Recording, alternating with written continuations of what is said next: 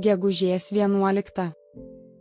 Dėl tavęs mes buvome žudomi visą laiką, laikomi tarsi pjautinomis avimis.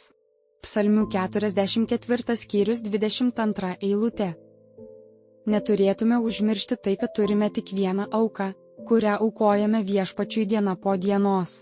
Ir kaskart vis geriau išnaudojame kiekvieną pasitaikiusią progą, kad galėtume tarnauti jam ir tiems, kurie yra jo.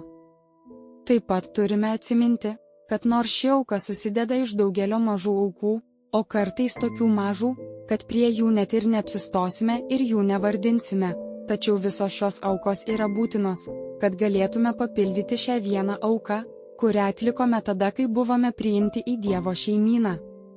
Kai atidavėme savo valią, atidavėme viską, todėl bet koks susilaikimas net ir mažame gyvenimo reikale, bet koks atsisakymas aukoti tai, kas mūsų supratimu patiktų Dievui, reikštų sulaikymą nuo pašventimo Dievui to, ką jam jau paaukojome. Ištikimi Kristaus pasekėjai buvo persekiojami per visą Evangelijos amžių, kadangi buvo lojalūs Viešpačiui, jo charakteriui, žodžiui ir reikalui. Jų gyvybė nebuvo vertinama, ji buvo įvertinta avies gyvybei. Beširdiškai jie būdavo užmušami.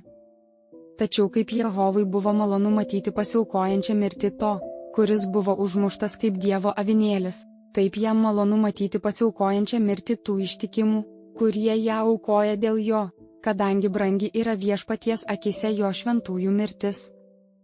Psalmių 116 skyrius 15 eilutė. Klausimai: ar šią savaitę iškentėjau persekiojimus?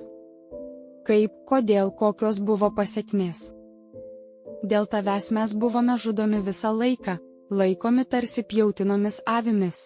Psalmių 44 skyrius 22 eilutė.